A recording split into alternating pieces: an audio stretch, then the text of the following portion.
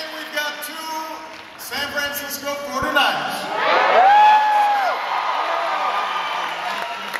Quarterback Alex Smith and tight end Vernon Davis. Don't bring that lady stuff around here, brother. Don't bring that lady stuff. I've had a chance to meet them. They seem like wonderful young men and just so impressive and poised. And so I can't help but wish them the best of luck until they play my Bears in week 11.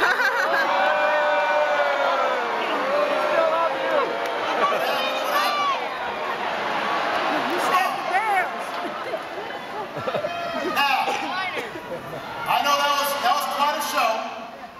You guys have been having fun. But now we got to get down to business. We're here because we've got some work to do. We're here because we've got an election to win.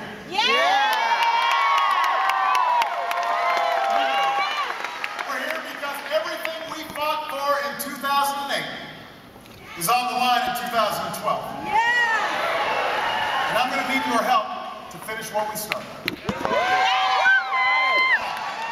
years ago, I made a few commitments to you. I told you I'd end the war in Iraq, and I did. I said I'd end the war in Afghanistan, and we are. I said we focus on the people who actually attacked us on 9/11, and today Al-Qaeda's on its heels, and Osama bin Laden is no more.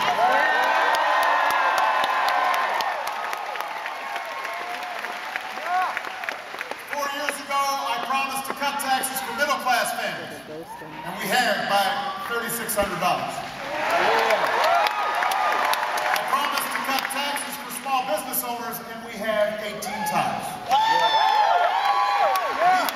We got back every dime used to rescue the banks, and we passed a law to end taxpayer-funded Wall Street bailouts for good. We passed healthcare reform, also known as Obamacare.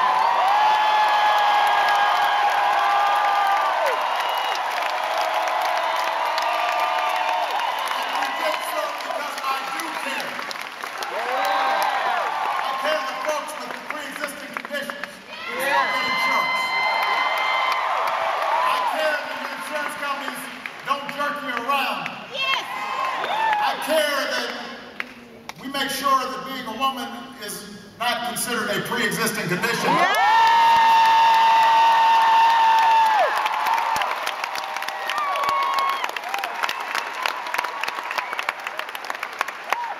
I told you that we would make sure that nobody who serves this country so bravely will ever be kicked out of the military because of who they are or who they are.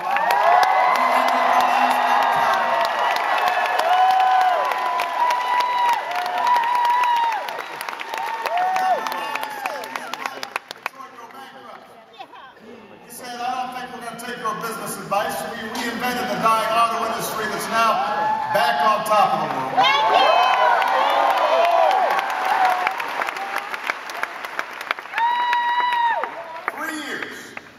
3 years after the worst economic crisis of our lifetimes, our businesses have created more than 5 million new jobs. This past Friday, we found out that the unemployment rate had fallen from a height of 10% down to 7.8, the lowest level since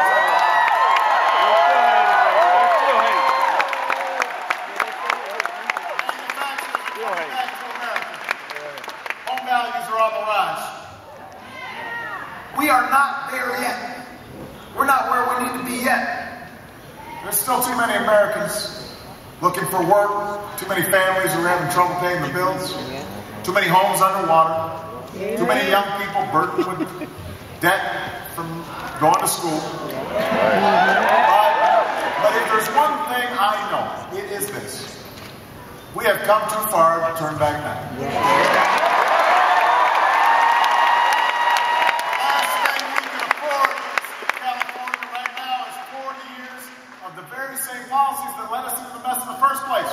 That's right. We spent 4 years cleaning it up. That's right. We don't want another mess.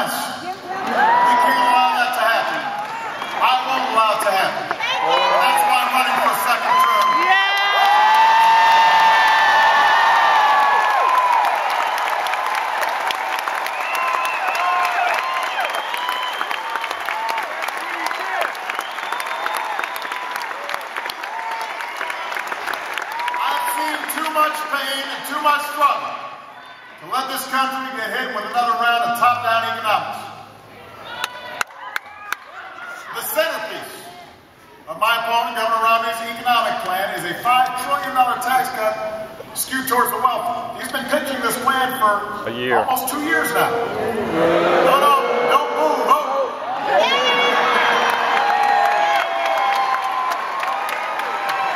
You got amnesia though. He ain't doing that no more.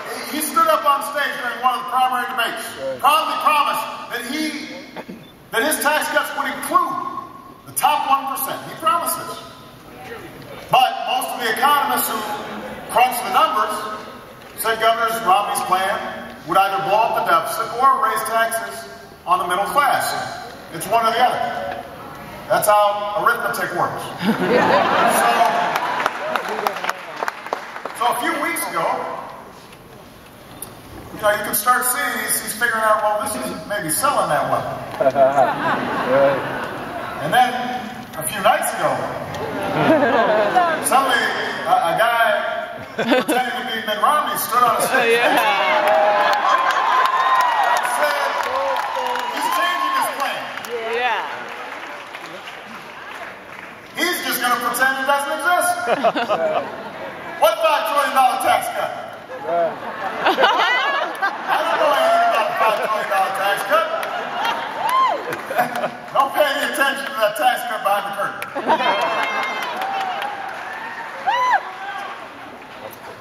During the debate, he said, there is no economist who can say Mitt Romney's tax plan adds $5 trillion to the deficit if I say I will not add to the deficit with my tax plan. Thanks for clearing that up. We'll take your word for it. This was almost as believable as when he said he'd bring down our deficit by going after what has been the biggest driver of our debt and deficits over the last decade. Public television. Right.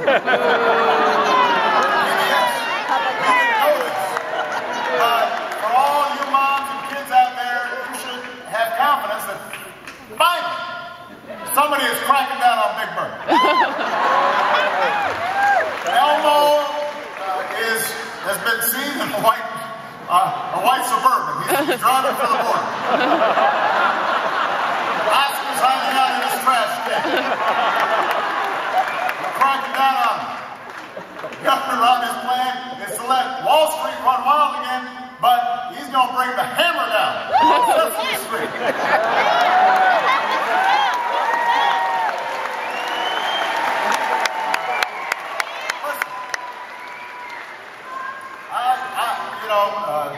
After the debate, I had a bunch of folks come to me, don't be so polite, don't be so nice. I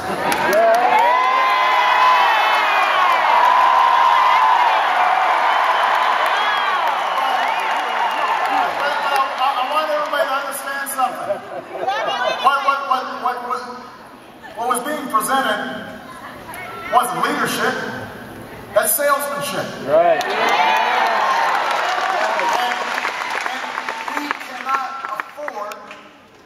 Another round of tax cuts for the wealthy. We can't afford to gut investments in education or clean energy or research and technology. We can't afford to roll back regulations on Wall Street banks or major polluters or insurance companies.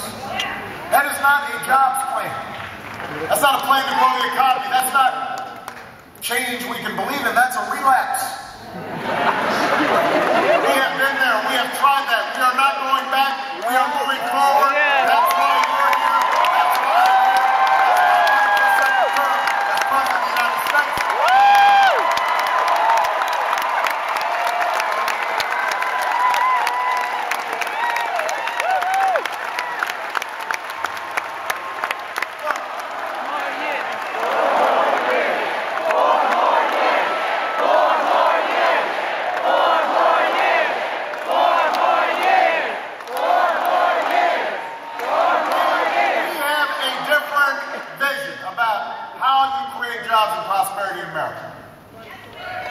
We have to change our tax code so it stops rewarding companies that are shipping jobs overseas. I want to reward small businesses and manufacturers who are investing and taking root right here in the United States of America. That's right.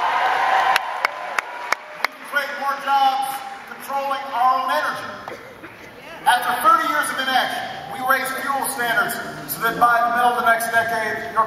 trucks will go twice as far on a gallon of gas.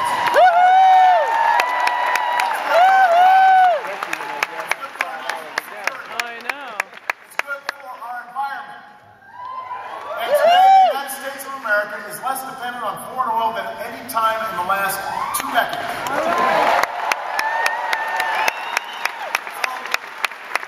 We don't want to reverse that progress. We've got to build on it. My plan would cut our oil imports in half. We can invest in the clean energy. It's creating thousands of jobs all across America right now. Wind power, solar power, clean coal, fuel-efficient cars, long-lasting batteries. We're producing oil and natural gas at record rates. But we have to make sure that we're also grabbing for the future. We can't cede that to somebody else. And unlike my opponent, I will not allow oil companies to collect another $4 billion every single year in tax-funded corporate welfare. China, in the race for clean energy technologies. I want to see those technologies develop right here in California. Right here in the United States of America.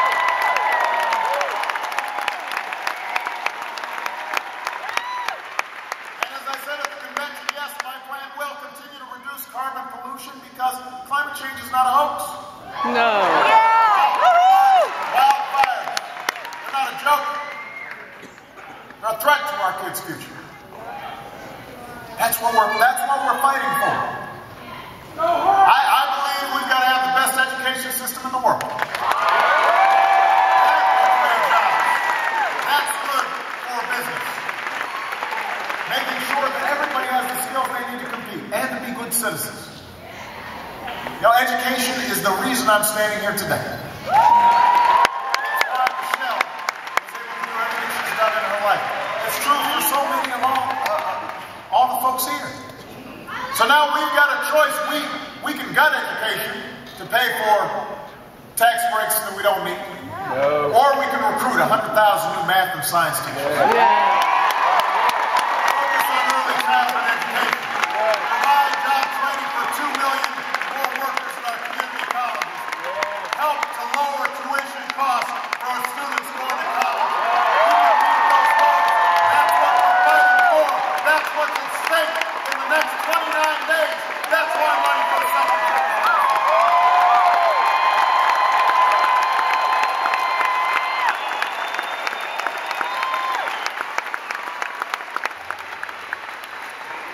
I want to use some of the money we're saving from ending the wars in Iraq and winding down our efforts in Afghanistan to pay down our deficit. Put people back to work all across America, rebuilding roads and bridges, airports and schools, infrastructure. That's what I'm talking about. I'm pitching your vision. Governor Romney, he has a different view. He said it was tragic to end the war in Iraq. In a speech today, he doubled down on that belief. He said ending the war was a mistake. I disagree. Bringing our troops home was the right thing to do.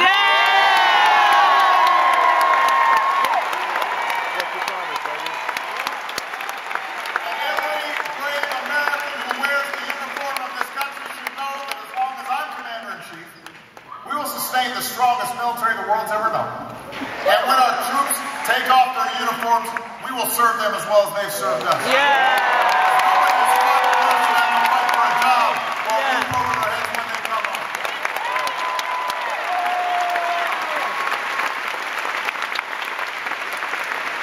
And yes, we need to cut our deficit and reduce our debt. And I love you back.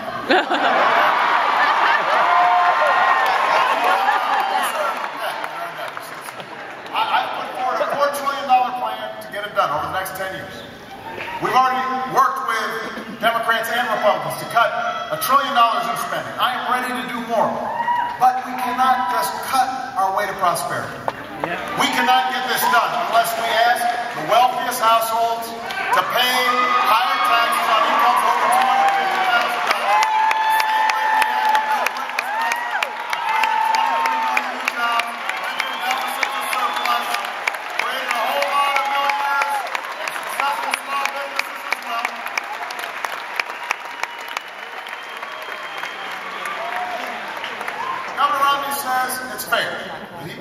lower tax rate than a teacher or an auto worker who makes $50,000. Don't move.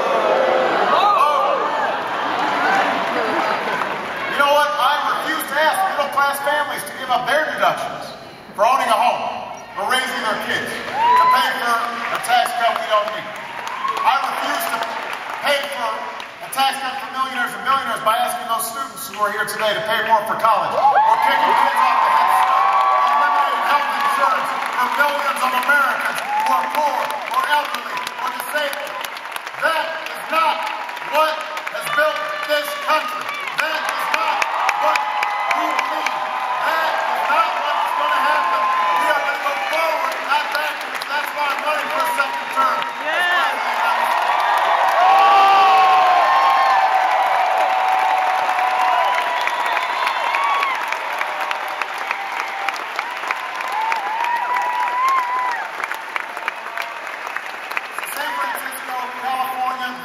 Choice we now face is what the election comes down to.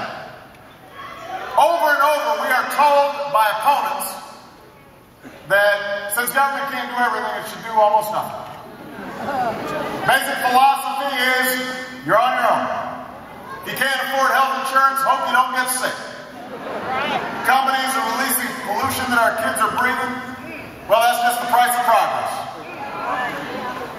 You can't afford to start a business or go to college, just borrow money from your parents.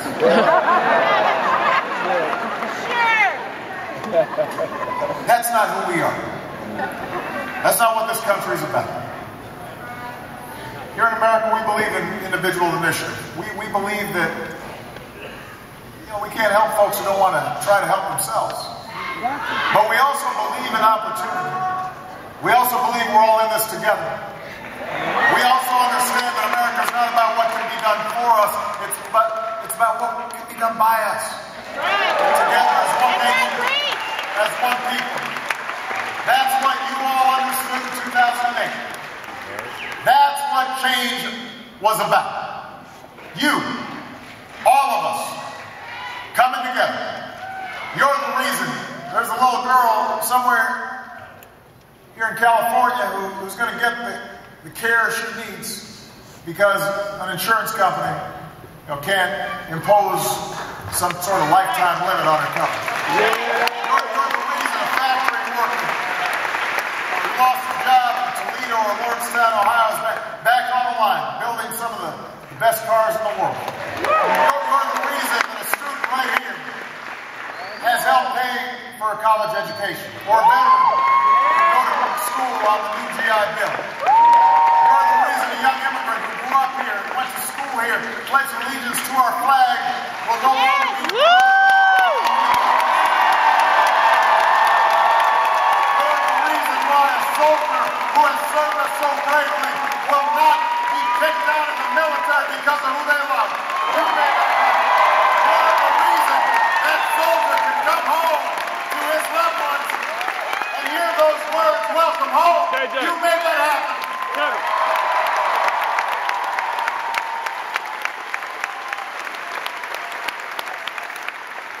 I need you in this election. The next 29 days. We cannot afford to be complacent, and we cannot afford to be cynical. We've got to look back at the progress we've made, and that should give us confidence. But we have to understand we've got a lot more to do, and if we don't do it, then change won't happen. Your voice will make a difference. And if you don't make that difference, then other people will fill the void. Lobbyists and special interests, the folks who write the $10 million checks to try to win this race, the ones who are trying to make it harder for people to vote, the politicians in Washington who somehow think that they've got a better idea than women about women's health care choices. You are not making those decisions. Only you can make sure those things don't happen. Only you've got the power to move us forward. I will be there with you. But this is a team, people. Yeah. From the day we began this campaign, I always said, the change takes time.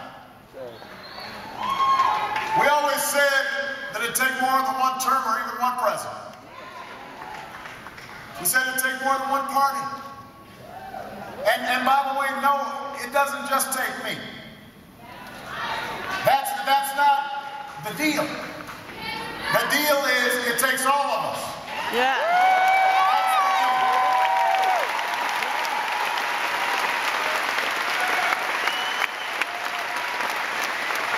It won't happen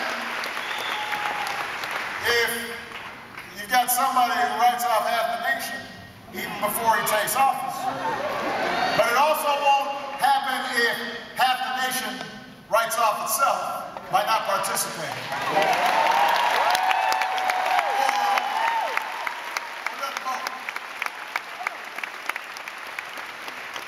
You know, in 2008, 47% of the country didn't vote for me. But on the night of the election, I said to all those Americans, I may not have won your vote, but I hear your voices. Yeah. I need your help. I'll be your president too.